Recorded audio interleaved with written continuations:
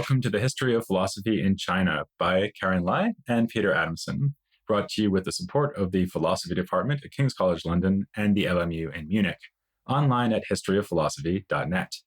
Today's episode will be an interview with my co-author and fellow podcast producer, Karyn Lai, who is Professor of Philosophy at the University of New South Wales, which is in Sydney, Australia. Hi, Karyn. Hi, Peter. Thank you, and welcome to your own podcast.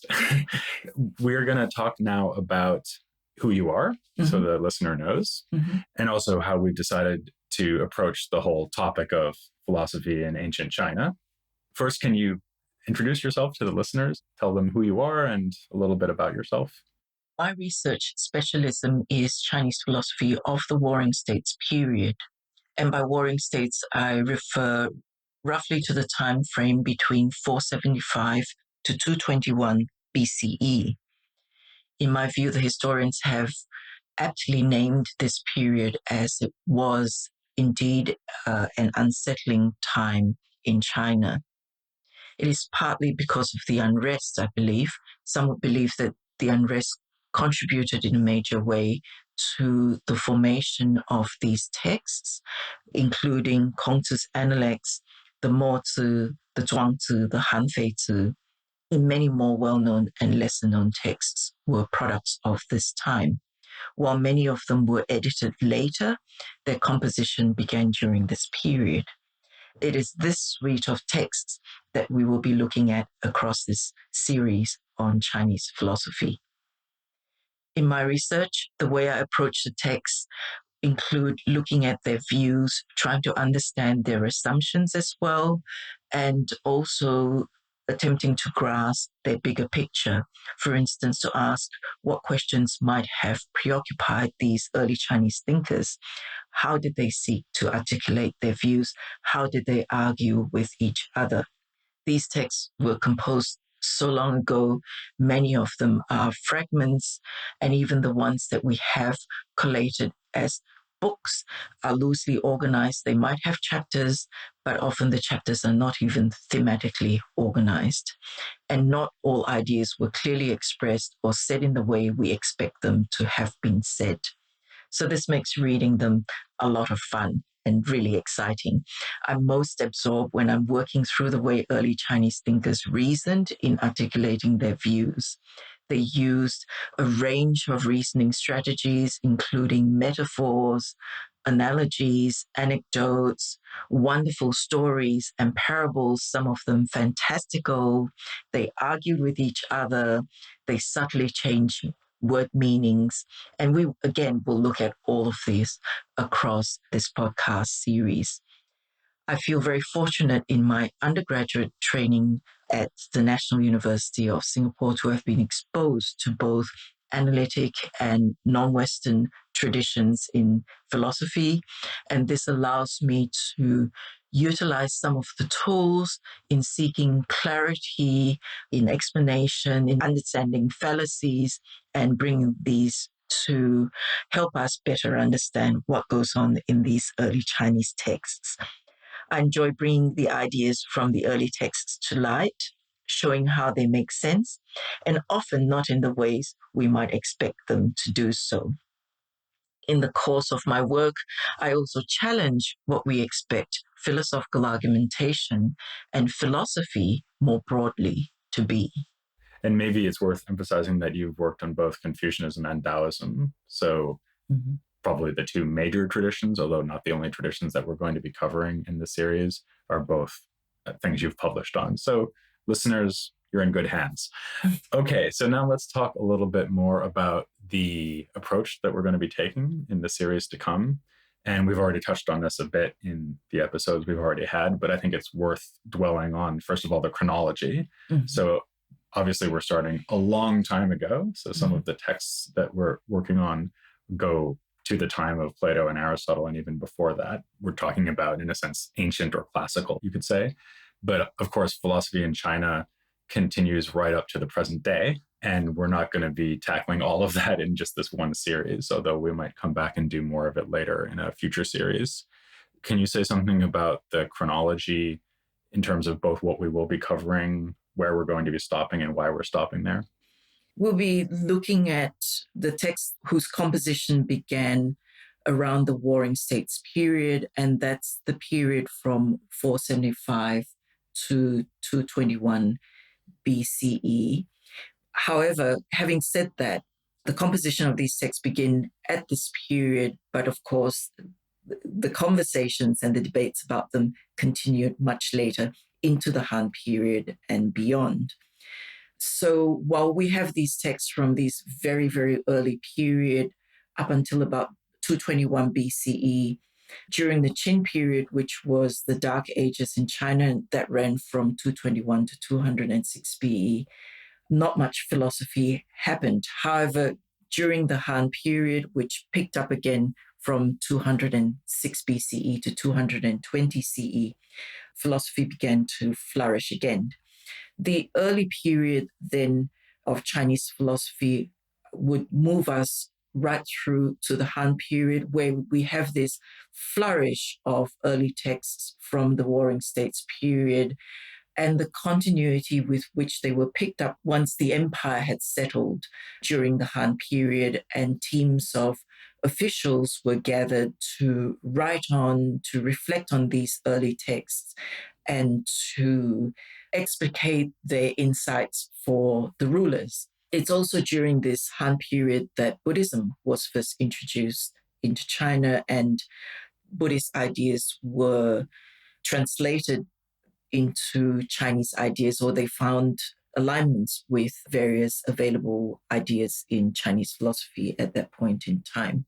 The texts we'll be looking at will include the analects associated with Kongzi, the Mozi, the Laozi's, Dao De Jing, Xunzi, Mengzi, and Zhuangzi. But this is merely to mention the major texts. We'll also look at the minor figures, lesser known figures, people like Yang Zu, Hui Zi. There are also texts from the Chinese so-called legalist or the Fa tradition. And as well, there were people who debated on philosophy of language. One thing that we talked about when we were sort of gaming out how to approach this is that there's a way in which the historiography of philosophy in ancient China kind of begins in the Han period. Mm-hmm. And so one thing that we'll be seeing is that I guess we'll be kind of bouncing back and forth between, let's say, the Warring States period and the Han period, because it's in the Han period that a lot of these texts become considered canonical. It's also in the Han period that we get the first attempt to kind of categorize thinkers into various schools, which is both useful but potentially misleading, right? Because mm-hmm. it means that they have a tendency to really emphasize the contrast or rivalry between schools. Mm-hmm. So do you see the Han period as a kind of natural place to stop? Because that's where we kind of get the formation, or at least it's where we get the first attempt to kind of consider classical Chinese philosophy as one phenomenon. Is that part of the thinking behind it? Yes, indeed. And during the Han period too, I mentioned earlier that officials were tasked with drawing insights from the earlier texts. And so this was a period when many commentaries were written on these earlier texts, and the tradition continues. So many of these texts then were circulated with commentaries, which is an interesting accretion of the ideas.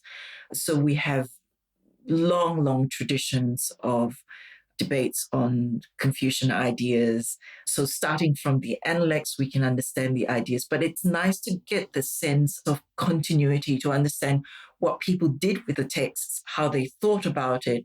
It's also important philosophically because these commentaries tend to influence our reading of these texts. For instance, why we've come to understand benevolence as a key virtue in Confucius' Analects, or why we've come to understand Li as having a central place, its propriety as having a central place in Confucianism.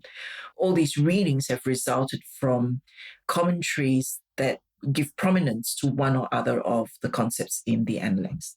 It reminds me a lot of something we've seen in other traditions. For example, with Greek philosophy, we have the commentators on Aristotle and Plato in late antiquity. in Indian philosophy, we had these huge commentary traditions based on the sutra texts.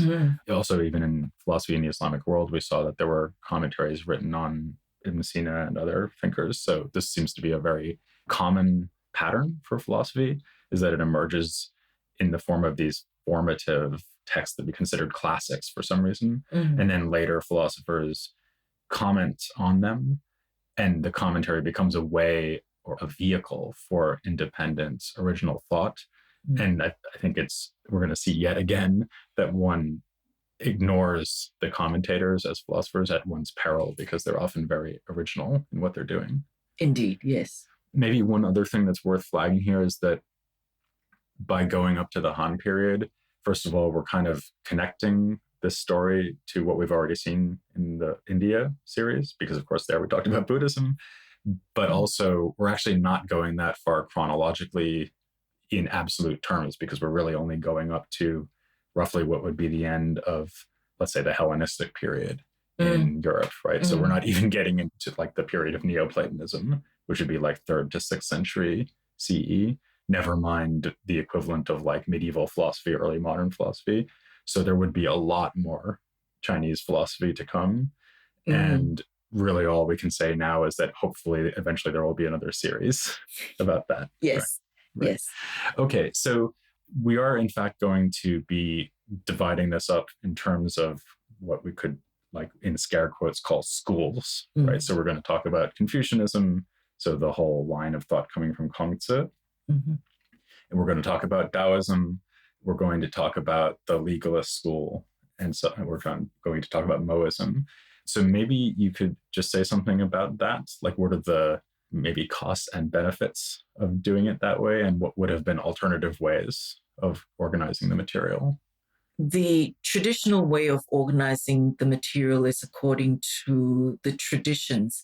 And I believe it's more appropriate to call these schools traditions precisely because of the commentarial tradition. They give us a sense that what happens in there with the intellectual history, and then also because of the crossovers across the different traditions of thought, Confucianism, Taoism, legalism, tend to be quite vibrant in early Chinese philosophy. And it's just interesting to see the conversation they have across these traditions. There's also a sense of fluidity in the word traditions. When we organize our material according to traditions, it's a more traditional approach, and that way we can be sure that we're covering the thinkers and the texts associated with the tradition. However, the conversations that happen across the traditions might fall out. Another way to organize a series could be, for instance, thematically, by covering ethics across the different traditions, for instance, or philosophy of language in China, or epistemology, again, across the different traditions.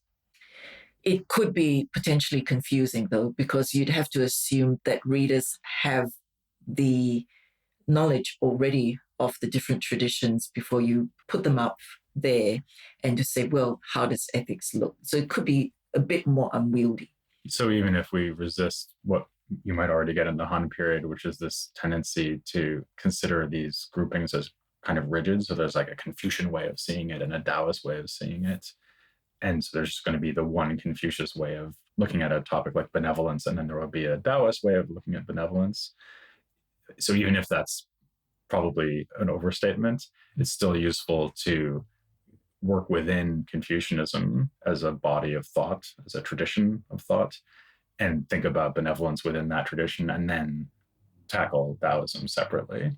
I guess another way we could have done it is just purely chronologically, just move through history, dealing with each thinker as they turn up.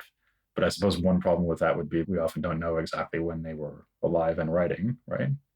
That was certainly true in India. So there was often thinkers where we would say, well, this is someone who wrote between the 4th and the 2nd century BCE, which is not very exact, right? And I suppose the same thing happens with China, right?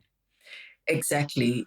We often can't pinpoint the period of composition And also bearing in mind what we've said about Han Dynasty scholarship, that what happened there was some of the officials would edit the texts.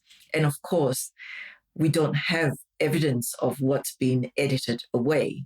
So, yes, the chronological ordering would not make sense at all. We have texts, for instance, that are multi-authored. We can't pinpoint the author. The Tao Te Ching, for instance, is a text like this. It's traditionally been ascribed to Lao Tzu, but we don't even know if a figure Lao Tzu exists. Right. Okay. So pinning it under the biography of someone who may or may not have actually existed, it's not a very good methodology. No. Yeah. Okay. Yeah. So that's how we're generally going to be proceeding. But I suppose we'll also be allowing ourselves to kind of step back and think about themes by comparing the way that different schools talk about the same concept, right? So we might talk about problems in philosophy of language and how they were handled within different traditions. Exactly. And I'm also quite conscious that there are fascinating topics that are embedded in these themes, such as the idea of change, the notion of human nature, what it means to cultivate yourself. Cultivation is a major issue.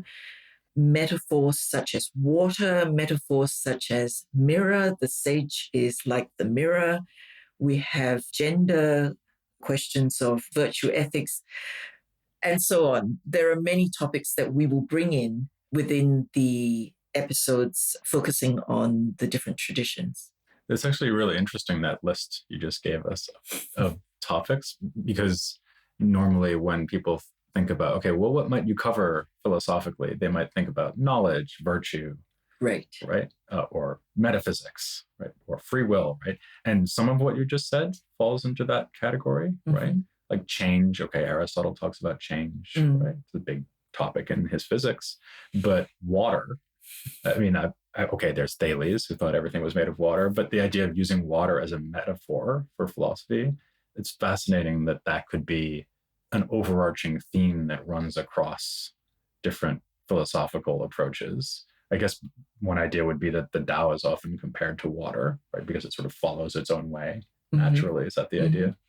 Yes, and the Confucians also have water as a metaphor. So across the traditions, they use this discourse in very interesting ways, and it would be amiss not to cover a metaphor like that. Yeah. Maybe this would also be an example of something we've touched on already a couple of times, which is that they might say something very similar using the same metaphor, which pushes against this idea that we're going to have this very strong contrast between, let's say, the Taoist tradition and the Confucian tradition, because actually often they're saying the same things, even using the same metaphors. There may be a more complicated process going on here where they're borrowing each other's ideas, building on each other's ideas. So it's not all just about like opposition between the different traditions. Exactly. They shared a discourse and they use similar terms. And yes, they sometimes shared ideas that were implicit in these terms.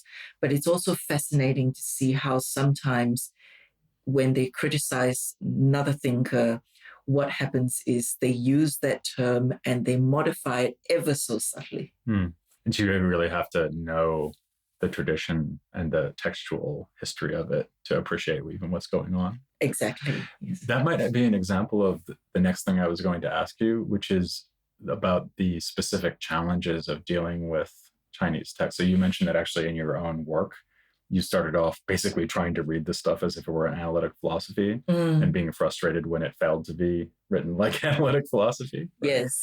And obviously, all philosophical texts in whatever language or historical period share certain difficulties, right? I mean, these are just really hard problems to think about. That's why we do it. But are there specific issues or challenges that arise when dealing with specifically with ancient Chinese texts? A lot of these texts, particularly the Confucian ones, are not organized in any discernible way. For instance, Kongzi's Analects, they're just chapter 1, chapter 2, they're associated with particular figures, but if you don't have the context for that, you don't really understand what the associations are. And even if you have the context, you might not understand what the associations are. There are conversations with Confucius, for instance. They talk about any topic under the sun. So you don't get a sense of the theme that a particular chapter is covering. So one can be quite thrown, and indeed you could sit down at a first reading of the Analects and walk away thinking, wow, it's completely unwieldy. And yes, indeed it is. And therefore, to read the text, you need to think, well, what's happening here? We have these passages where typically an interlocutor comes to speak with Confucius, and Confucius delivers a decision on the question. And the point of this is, when you understand the compositional details of the Analects, that the text was compiled possibly in its earliest form, and we're not even sure. We think 70 years after Confucius had passed away, and Confucius dates are 551 to 479 BCE. So, by the way, he really lived then? We think so. Oh, okay. We think that's something to hang your hat on, at least. Right. At least we know when one guy is alive. That's good. So. Very comforting. And so the earliest the text could have been composed, and possibly not in its present form of 499 passages allocated to 20 chapters, is that it's compiled by people who were trying to remember Confucius. Mm. Why did they try to remember Confucius? Perhaps there is something insightful. They remember Confucius having said to them, but you also have to remember that 70 years on, these people may not have been Confucius's first generation followers either. So then they could be memories of memories. They could also be people who are writing these short passages, conversations with Confucius, because they wanted to lean on Confucius's authority to put across what they're trying to say. So in fact, when we look at the Analects, it really is a text about a tradition built around Confucius, rather than a text that Confucius has written and that really tells us about Confucius. Having that background information is really interesting, because you begin to realize how the Confucius figure played a significant role in the formation of Confucianism in that early period. So that's just one example of how complicated just the one single text is, the Analects. The Mencius, the Mengzi and the Xinzi, are somewhat better organized, although the Mengzi and Xinzi also include conversations and anecdotes. Mengzi often refers to Kongzi as an exemplar. In Xinzi, there are many discussions about what it takes to be an exemplary person. So again, we see in these texts lots of deliberations. They're almost as if people are having conversations rather than offering systematic views on this is how we should conceive of virtue, or this is a picture of the flourishing life. The texts present to us little snippets of views about how these early thinkers tried to work through things.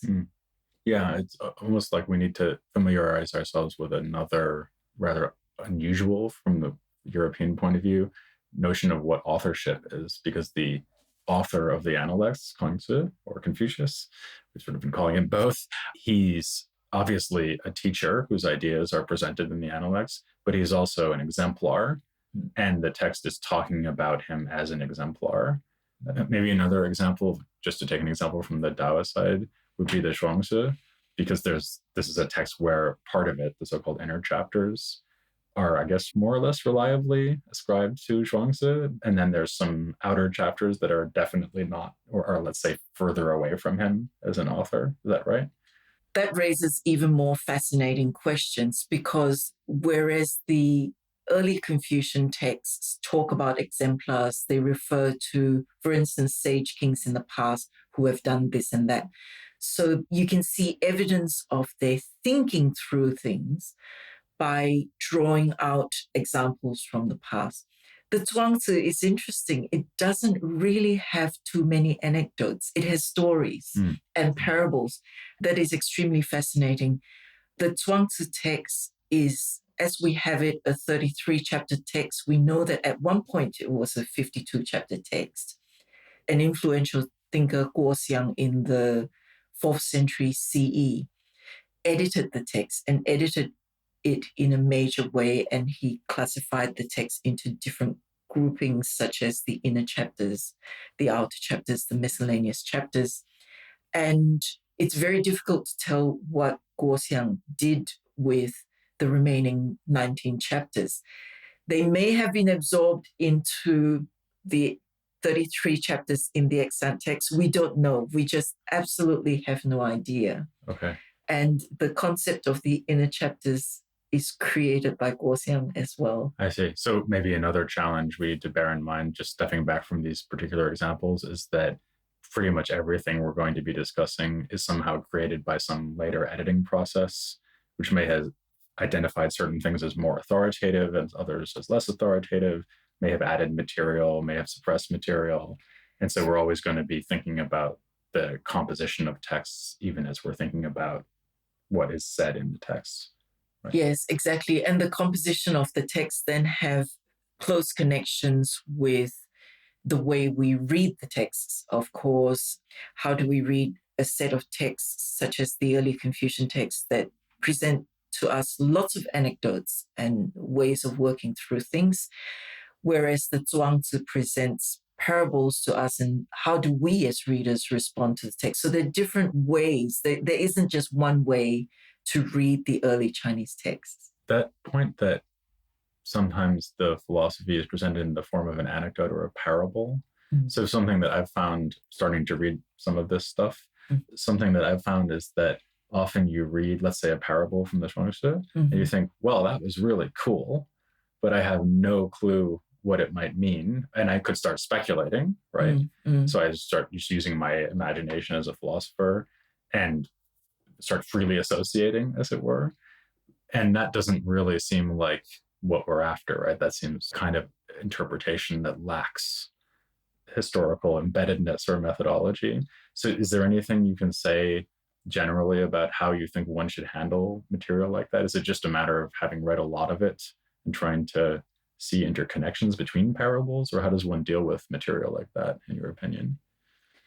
In order to interpret what goes on in some of Zhuangzi's parables, some of them are about animals. Those are always fun because you don't need to locate animals in any specific time or place. But there are references to specific figures. For instance, the Zhuangzi uses Confucius as a figure. And sometimes Confucius is a spokesperson for the Zhuangzi. Sometimes Confucius is someone who holds a view that is plainly ridiculous.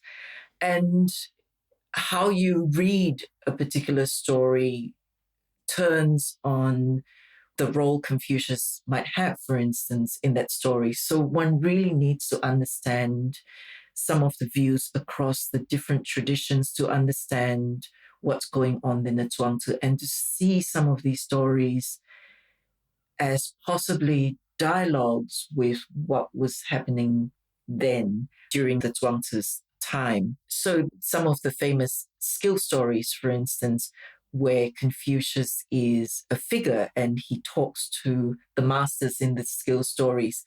And typically, at the end of the skill story, Confucius turns around to his followers who happen to be with him, and then he instructs his followers. He says, look, this is what the master is doing. This is how he's got such great skill.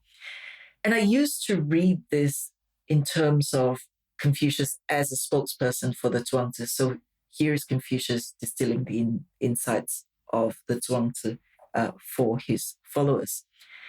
Until it dawned upon me that perhaps Confucius, in that particular story, 2 or 3 stories where he's a figure in conversation with the masses, that perhaps Confucius is distilling the information to his followers is in fact what is exactly being held up for ridicule. Right. Because that's not the point. The point isn't that you say, see, this is how they do it. Exactly. The point is in, exactly. And so even realizing the roles of the different figures, there are also historical figures that the Zhuangzi refers to. And yes, to some extent, one needs to be familiar with the significance of those figures. But on the whole, the stories in the Zhuangzi can be read at various levels. I think that's the beauty of the Zhuangzi too. The parables can be read at various levels. And one of the ways, apart from reading more broadly across early Chinese philosophy, one could be informed by the scholarship. Yeah, absolutely, which we'll try to bring to bear as well. I think what you were just saying about the fact that there are these ongoing debates, that's part of what makes this very deeply philosophical, because part of the way you need to understand it is that there is perhaps a tacit argument going on between different points of view. And if you understand what's at stake in the argument, then you'll have a better chance of understanding individual passages, right? Yes. There's one other thing I want to ask you. So we are going to be presenting a long English language take on classical Chinese philosophy. And I think, therefore, it might be interesting to just touch on the presence or lack thereof of Chinese philosophy in Anglophone philosophy. I mean, I've gotten a lot of listeners over the years writing in to encourage me to add a series on philosophy in China. And I kept saying, I will get there. And now we've gotten there finally. So there's certainly a lot of appetite for it out there. Do you think that that appetite is being well served by the English-speaking philosophy community at the moment? I'm not sure I'd say well served. I believe it's really quite encouraging to see a slow but noticeable increase in courses in Chinese philosophy in the English-speaking world. So that's very nice to see. These developments are important not only because students are coming to university and they're learning there's much more to philosophy than what's offered in the Western tradition, but at some level for a university department to be offering a course in Chinese philosophy is a statement of the recognition by those who are in the profession that non-Western philosophy matters. So that's indeed very encouraging.